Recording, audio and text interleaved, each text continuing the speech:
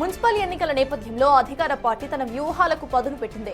Party నేతలతో ముఖ్యమంత్రి నిర్వహించిన జూమ్ మీటింగ్ ఇప్పుడే ముగిసింది. ఈ సమావేశంలో ఎన్నికల క్షేత్రంలో అనుసరించాల్సిన వ్యూహాలపై సీఎం నేతలకు దిశానిర్దేశం చేశారు.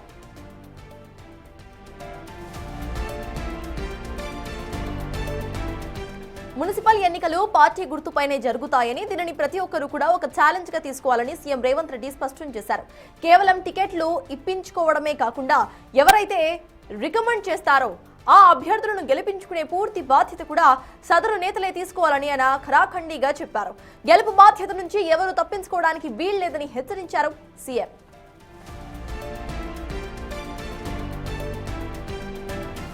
రాష్ట్ర స్థాయి మేనిఫెస్టోతో పాటు స్థానిక సమస్యలను ప్రతిబింబించేలా ప్రతి మున్సిపాలిటీకి ఒక లోకల్ మేనిఫెస్టోను సిద్ధం చేసుకోవాలని ముఖ్యమంత్రి సూచించారు.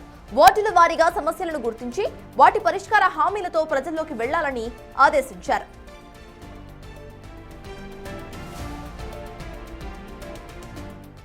మున్సిపల్ ఎన్నికల నేపథ్యంలో అధికార పార్టీ తన వ్యూహాలకు పదును పెడుతోంది. దీంతో ఇటు సీఎం సైతం కొన్ని హెచ్చరికలు జారీ చేశారు. అప్డేట్స్ మా ప్రతినిధి వాసు అడిగి తెలుసుకుందాం. వాసు, చెప్పండి, సీఎం ఇటు ఎవరైతే రికమెండ్ చేస్తారో వాళ్ళు అభ్యర్థికి సంబంధించిన గెలుపుకి సైతం పనిచేయాలి అంటూ కూడా హెచ్చరించినట్టు తెలుస్తోంది. ఇంకేం మాట్లాడారు ఈ జూమ్ మీటింగ్ లో? అప్డేట్స్ ఏంటి వాసు? సర్తాజ్ ముఖ్యమంత్రి విదేశీ పర్యటన ముగించుకుని హైదరాబాద్ చేరుకున్న తర్వాత కూడా ఆయన పార్టీ నేతలతో కీలక జూమ్ మీటింగ్ నిర్వహించారు. ప్రధానంగా కూడా మున్సిపల్ ఎన్నికలకు సంబంధించినటువంటి వ్యవహారంలో కూడా ప్రచారం, ఎన్నికల్లో గెలుపుకు సంబంధించినటువంటి అంశాలపైన దిశానిర్దేశం చేశారు. అయితే పార్టీ సింబల్ పై జరుగుతున్న ఎన్నికలకు సంబంధించి, ఎందుకంటే మొన్న జరిగినటువంటి గ్రామ పంచాయతీ ఎన్నికలు పార్టీ సింబల్ కు సంబంధం లేదు, కానీ పార్టీ సింబల్ కు పై జరుగుతున్నటువంటి మున్సిపల్ ఎన్నికలకు సంబంధించి కూడా చాలా ఛాలెంజ్ గా తీసుకోవాలని కూడా దిశానిర్దేశం చేశారు. అంటే కీలక సీనియర్ మంత్రులతో పాటు పలువురు పిసిసి నేతలు కూడా హాజరయ్యారు ఈ సమావేశానికి. అయితే టికెట్ రికమెండేషన్ చేసే నేతలు, అంటే స్థానికంగా ఉన్నటువంటి ఎమ్మెల్యేలు కావచ్చు, మంత్రులు కావచ్చు, ఇతర కాంగ్రెస్ సీనియర్ నేతలు కావచ్చు, ఎవరికైతే టికెట్ ఇవ్వాలి, ఎవరికైతే మున్సిపల్ చైర్మన్ గా వాళ్ళకు టికెట్ ఇవ్వాలని ఎవరైతే రికమెండ్ చేస్తా ఉన్నారో వారిని గెలిపించుకునే బాధ్యత మీదే అంటూ కూడా ముఖ్యమంత్రి వాళ్ళకు క్లియర్గా చెప్పడం జరిగింది. లోకల్ మేనిఫెస్టో, అంటే పార్టీ మేనిఫెస్టో కాకుండా స్థానికంగా ఉన్నటువంటి అవసరాలు, ఏదైతే ప్రతి నియోజకవర్గానికి సంబంధించి ప్రతి అక్కడ ఉన్నటువంటి మున్సిపాలిటీకి సంబంధించి కూడా అక్కడ ఉన్నటువంటి స్థానిక సమస్యలకు సంబంధించి మేనిఫెస్టో రెడీ చేసుకోవాలి.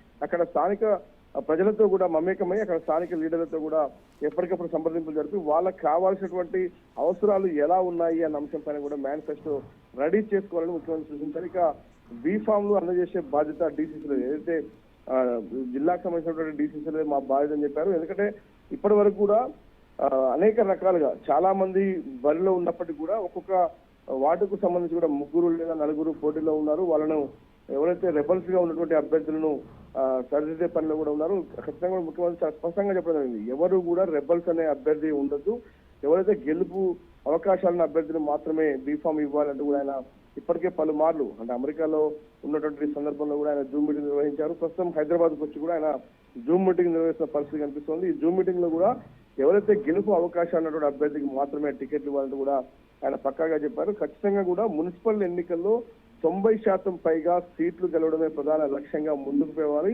గ్రామ పంచాయతీ ఎన్నికల్లో జరిగినటువంటి తప్పిదాలు జరగకుండా రెబల్స్ కారణంగా కూడా పలు చోట్ల ఓడిపోవాల్సిన పరిస్థితి వచ్చింది. కాబట్టి రెబల్స్ లేకుండా సరి చేసుకోవాల్సిన బాధ్యత ఆ జిల్లా ఇన్ఛార్జి మంత్రులతో పాటు కాంగ్రెస్ కి సంబంధించినటువంటి ఎమ్మెల్యేలది అంటూ కూడా ఆయన దిశానిర్దేశం చేశారు. ఎవరైతే ఈ ఎన్నికలకు సంబంధించి రికమెండేషన్ చేసుకుని టికెట్ ఇప్పించుకున్నారో గెలిపించుకునే బాధ్యత కూడా మీదే అంటూ కూడా ముఖ్యమంత్రి వాళ్ళ పైన అయితే పూర్తిగా గెలిపించుకునే బాధ్యతను నెట్టివేయడం జరిగింది.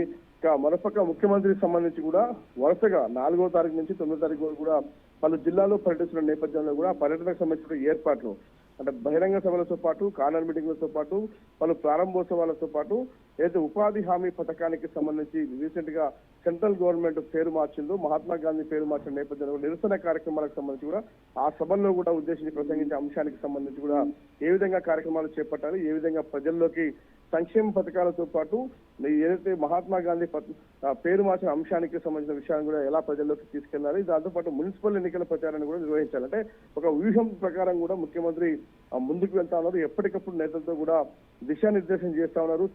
సభలతో పాటు ఇతర అంశాలకు సంబంధించి రాజకీయ కొత్త పరిణామాలకు సంబంధించి కూడా స్థానిక నేతలతో ఆయన మాట్లాడడం జరిగింది. ఇక మంత్రులకు సంబంధించి కూడా కీలకంగా దిశానిర్దేశం చేశారు. ఎవరైతే పార్లమెంటు వైజ్ గా ఒక మంత్రిని నియమించారు. ఖచ్చితంగా ఆ పార్లమెంట్ లో ఉన్నటువంటి మున్సిపాలిటీ గెలుచుకునే బాధ్యత ఆ మంత్రులదే అంటూ కూడా ఆయన స్పష్టంగా చెప్పడం జరిగింది.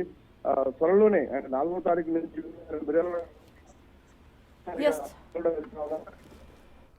Yes, thank you, Vasu.